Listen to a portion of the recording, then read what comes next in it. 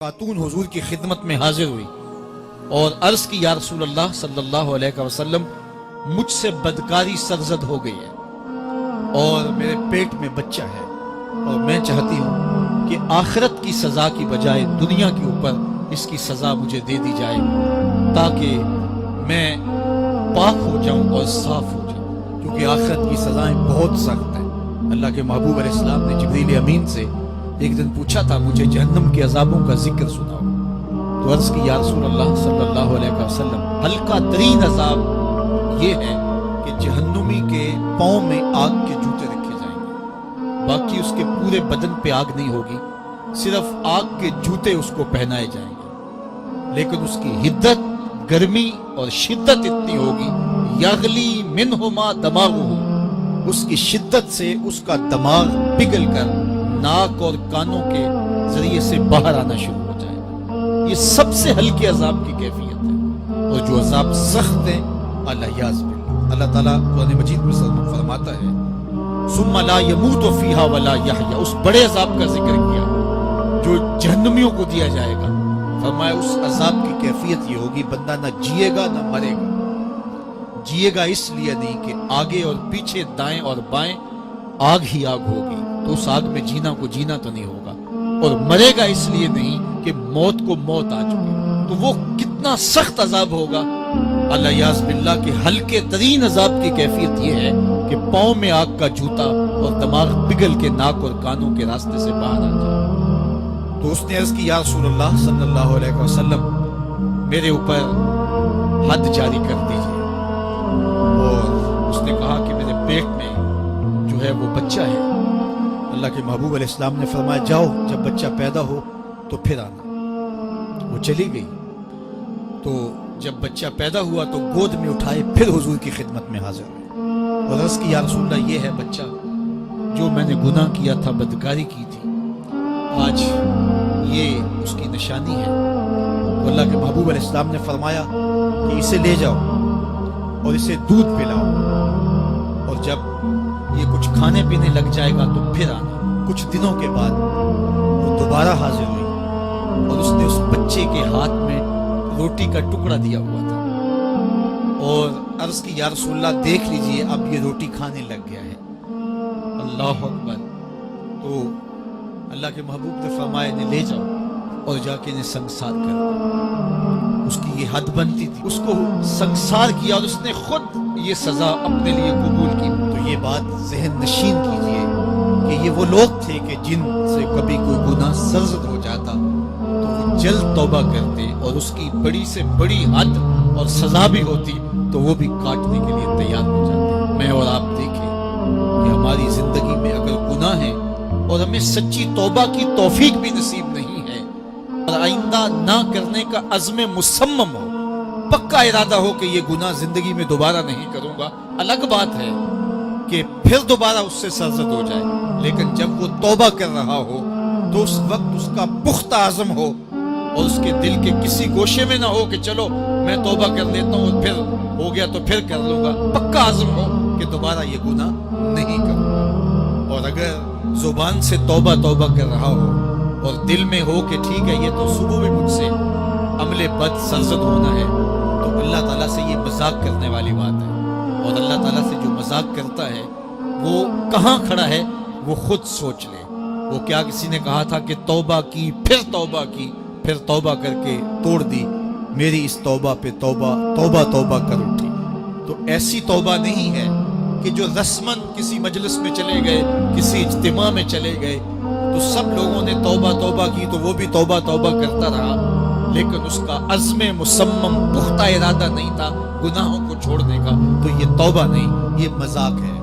اس لیے اللہ کے حضور سچی توبہ یہ ہے کہ ماں قبل کے گناہوں سے مٹی کے گھروندے پاؤں پہ بناتا ہے اور انہیں مسمار کر دیتا ہے۔ وہ کبھی آپ نے دیکھا ہوگا کہ بچے ریت میں اپنا پاؤں رکھ کر کے اوپر سے ریت تھپک لیتے ہیں اور پھر پاؤں ہولے سے نکال لیتے ہیں، بچ جائے تو بڑے خوش ہوتے ہیں، اور جب کھیل ختم ہو جاتے ہیں تو اسے گرا دیتے ہیں اپنے ہاتھوں سے۔ بہلول بھی اسی شغل میں لگا ہوا ہے، بہلول یہ کام کر رہا ہے، گروندے بناتا ہے گراتا ہے، گروندے بناتا ہے گراتا ہے۔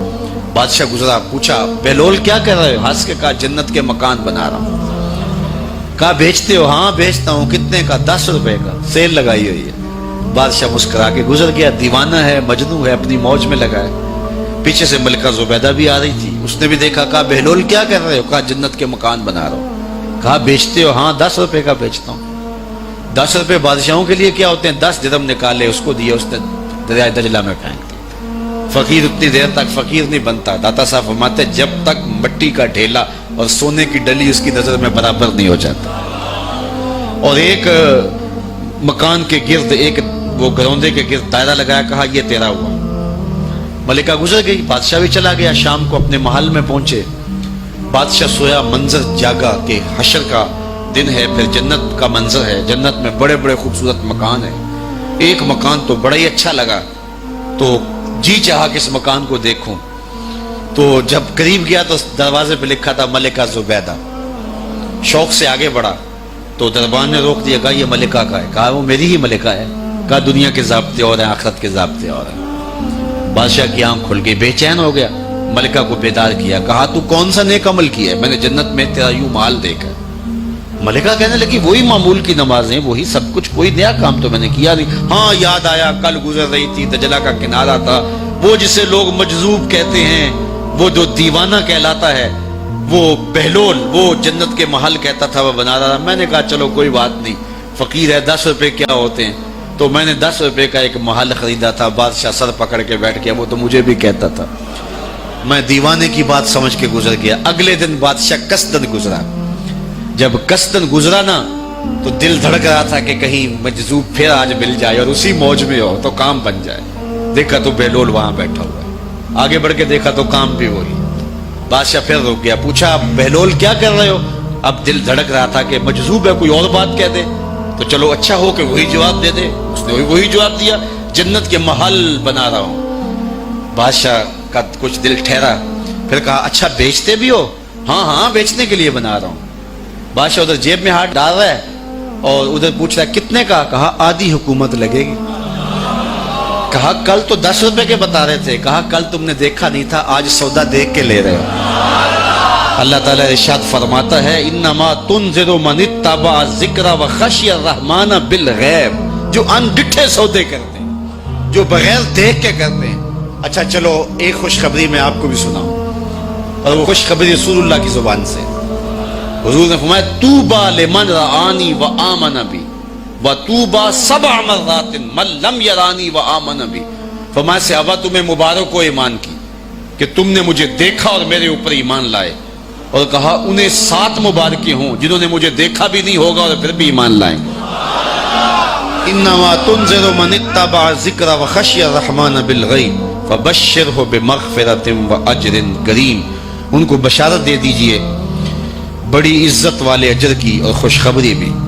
تو جس اجر کو میرا رب بھی کریم کہہ رہا ہے وہ اجر کیسا ہوگا. تو یہاں تو لہجہ دم توڑتا ہے اور الفاظ ساتھ نہیں دیتے کہ اجر کریم کی کیا تعریف کریں جس اجر کو میرے رب ہے. لا فضل لعربی علی اعجمی.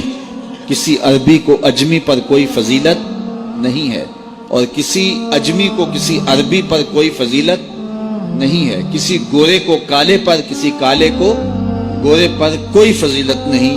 فضیلت کا معیار صرف تقوی ہے. ہمارے آج بھی ہندوانہ رسمیں ختم نہیں ہو رہی. دولت کی تقسیم پر، امیر غریب کی بنیاد پر اس معاشرے میں تقسیم موجود ہے. ہمارے دیہاتوں میں چودھری اور کمی کی بنیاد پر تقسیم موجود ہے. رعایا اور حکمرانوں کی بنیاد پر یہاں تقسیمیں موجود ہیں. لیکن میرے اور آپ کے آقا و مولا نے قیامت تک آنے والی انسانیت کے لیے جو منشور دیا وہ یہ تھا کسی عربی کو اجمی پر کوئی فضیلت نہیں، کسی اجمی کو عربی پر کوئی فضیلت نہیں، کسی گورے کو کالے پر کوئی فضیلت نہیں. کیونکہ کالے رنگ بھی اللہ نے بنائے ہیں، گورے رنگ بھی اللہ نے بنائے. حکیم لقمان رنگ کے کالے تھے اور صورت اچھی نہیں تھی. تو کسی نے ان سے پوچھا کہ آپ اتنے بدصورت کیوں ہیں؟ تو حکیم لقمان نے کیا جواب دیا؟ کہا آپ شکل میں نقص نکال رہے ہیں یا شکل بنانے والے میں نقص نکال رہے ہیں؟ تو وہ خاموش ہو گیا. اللہ اکبر. تو یہ اللہ نے بنایا ہے نا, اس نے کانٹا بھی اس نے پیدا کیا ہے, پھول بھی اس نے پیدا کیا ہے, چہروں کی رنگت اس نے بنائی ہے, کسی میں کوئی رنگ بھر دیا, کسی نے کوئی رنگ بھر دیا. تو رنگوں کی بنیاد پر, نسب کی بنیاد پر کوئی افضل, کوئی اشرف, کوئی اعلیٰ, کوئی بد, یہ نہیں ہے, بلکہ معیار جو دیا گیا وہ کیا تھا؟ تقوی. ان اکرمکم عند اللہ اتقاکم, جو زیادہ متقی ہے اللہ کے نزدیک وہی معزز ہے, وہی معتبر ہے. پھر حضور علیہ الصلوۃ والسلام نے عورتوں کے بارے میں تاکید کی کہ وہ تمہاری زیر دست ہیں, ان کی ملک کچھ نہیں ہوتا اور کمزور ہیں, ان کے بارے اللہ سے ڈرنا. اور حضور نے ان کے ساتھ حسن سلوک کرنے کی وصیت کی. پھر غلاموں کے ساتھ حسن سلوک کرنے کا حضور نے درس دیا کہ جو خود کھاتے ہو وہ انہیں کھلاؤ, جو خود پیتے ہو انہیں پلاؤ, جو خود پہنتے ہو انہیں پہناؤ.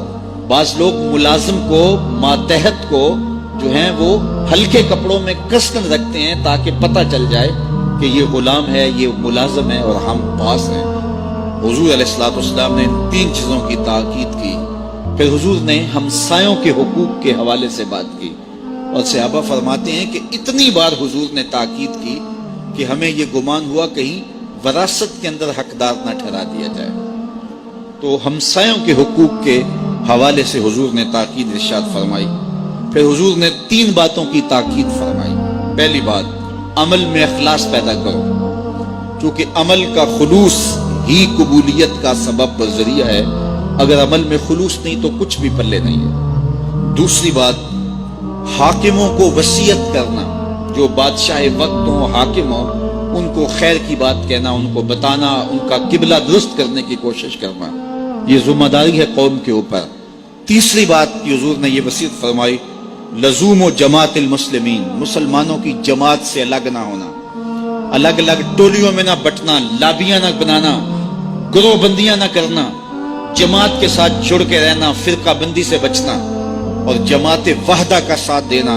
حضور نے فرمائی, تابع السواد الاعظم فإنہ من شذ شذ فی النار, جو بڑی جماعت ہے, سواد اعظم ہے, ان کے ساتھ رہنا, جو ان سے بچھڑ گیا وہ جہنم میں ڈالا جائے گا. در ماہی دا چھوڑی ناہی, نہیں تے ہو جاویں گا روگی, جیڑی بکری اجڑوں وچھڑی او بگیاڑا جوگی. اس لیے لزوم و جماعت المسلمین, مسلمانوں کی جماعت کے ساتھ قائم رہنا.